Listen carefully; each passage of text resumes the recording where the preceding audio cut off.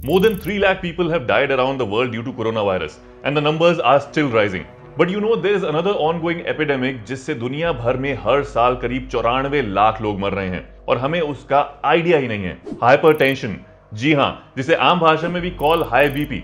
और इसका हमें पता भी कैसे हो? हमें इंप्रेस करना इतना इजी थोड़ी ना है।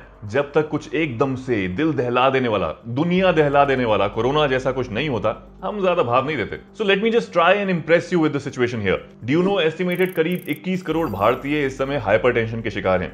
21 करोड़, जिनमें से around 11 crore are men and 10 crore are women. इन सब में से करीब 4 करोड़ हर साल end up with disability, and on an average हर साल करीब 17 लाख लोगों की मौत हो रही है due to high BP. 17 lakh. India में टोटल जितनी डेथ्स होती है ना हर साल, उसका करीब 18% है ये। और दुनिया भर का हाल भी कुछ बहुत सही नहीं है। दुनिया में करीब 180 करोड़ लोगों को हाइपरटेंशन है। According to an Indian Council of Medical Research report, hypertension causes 94 lakh deaths each year worldwide, which is more than AIDS, road accidents, diabetes and tuberculosis combined, making it the most important risk factor for death and disease burden. It is a major cause of needless premature deaths worldwide. Let's just look at what exactly is this silent killer जो हर साल चुपके से इतने सारे लोगों को अपने साथ ले चलता है। साइलेंट किलर इसलिए क्योंकि इस कमबख्त बीमारी के कोई सिम्टम्स नहीं दिखते until after it has done significant damage to the heart and arteries. In fact, almost 50% of people who have high blood pressure don't even know that they have it. High blood pressure can affect any organ of the body, be it the brain, the heart or kidneys. तो हम में से इतने सारे लोगों को idea ही नहीं है that we are at risk for heart attack, stroke, heart failure, kidney disease and eye disease. In fact, many of those who have died because of this were not even aware that they were suffering from high BP. और एक चीज, मुझे लगता था high blood pressure की problem is an older generation problem, people who are in their 50s and 60s, but younger age group को भी छोड़ नहीं रहा है ये। 15 साल के बच्चों को हो रहा है ये बताओ। इनफैक्ट इंडिया में हर 5 में से एक यंग एडल्ट को हाई ब्लड प्रेशर है, and the numbers are constantly on the rise. WHO की 2012 की एक रिपोर्ट के हिसाब से 1960 में इंडिया में हाई ब्लड प्रेशर के केसेस 5% थे, 1990 में 12% हो गए, in 2008 it further increased to 30%, and a significant number of people afflicted were in their 20s. But ऐसा हो क्यों रहा है? Why are the numbers constantly increasing? And why is the age group of the patients decreasing? Well, I think somewhere we all know the answer. Although hypertension genetic भी होता है या किसी और डिजीज की वजह से भी हो सकता है, but the cause of it becoming so common is our increasingly hectic lifestyles. Basically, lack of sleep, obesity, lack of exercise, stress, long working hours, social media addiction, smoking, junk food, excessive alcohol intake वगैरह वगैरह। But ये high blood pressure या hypertension होता क्या है exactly? ये तो हम सबको पता है दैट हमारा हार्ट कॉन्स्टेंटली ब्लड पंप करता है through blood vessels that are spread throughout our body. But क्या आपको मालूम है कितना ब्लड? हर रोज हमारा दिल 7500 लीटर ब्लड वेसल्स के थ्रू हमारी बॉडी के डिफरेंट पार्ट्स में सर्कुलेट करके ऑक्सीजन और बाकी न्यूट्रिएंट्स पहुंचाता है।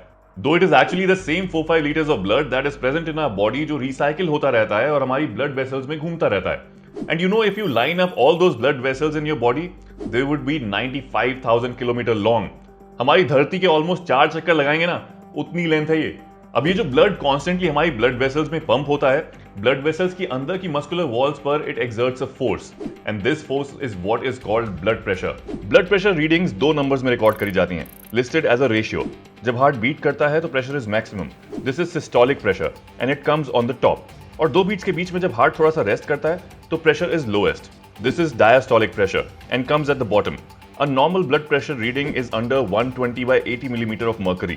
If the blood pressure regularly rises above normal, something that we call hypertension, तो blood vessels के अंदर की muscular wall की tissue injury हो जाती है, उसमें swelling होती है और फैट और कोलेस्ट्रॉल वहां इकट्ठा होने लगता है, which narrows the blood vessel even more and sometimes even blocks it, even causing a blood clot, which is not a good sign.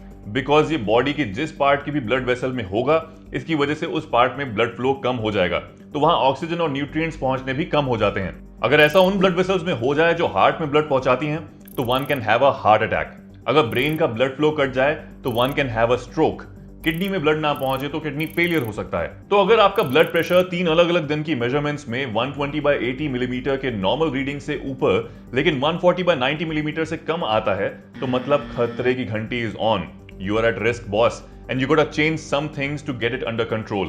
लेकिन अगर ये 140 by 90 मिलीमीटर से ज्यादा है, that means it is hypertension, और इसका मतलब ट्रीटमेंट की जरूरत है। which is medication along with lifestyle changes. लेकिन इसके लिए सबसे जरूरी है that we regularly check our BP ourselves और get it checked, क्योंकि otherwise तो इसका पता खुद से मुश्किल ही लगता है, because there are hardly any symptoms. By the time symptoms develop होते भी हैं तो चिड़िया चुग गई खेत हो चुका होता है. In fact, mostly patients को situation की criticality का पता चलता है after suffering a heart attack or stroke, or when they are diagnosed with a heart or kidney disease. It is possible to control blood pressure in over 99% of cases through regular monitoring, lifestyle changes and medication. Lifestyle changes high BP को prevent भी कर सकते हैं और medication पे dependence भी कम कर सकते हैं. जितना हो सके use stairs instead of elevators in office. Carry home cooked food instead of ordering in. Regular exercise और yoga और brisk walk तो is a must for anyone anyway. और कम से कम 7 घंटे की नींद. डाइट में beware of the hidden salt and sugar and read the food labels carefully.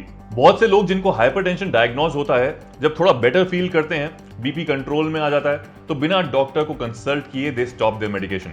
This further leads to severe complications and increases the risk of a heart attack. तो stopping the medicines on your own is not a good idea. Hypertension कोई ऐसी condition नहीं है जिसे control ना किया जा सके. उसके बावजूद लाखों लोग हर साल needlessly die because of it. We are in this together. Tell me in the comments below if you or someone around you has a BP problem, and tell us how you tackle it. Spread the awareness about this epidemic by sharing this video as much as possible.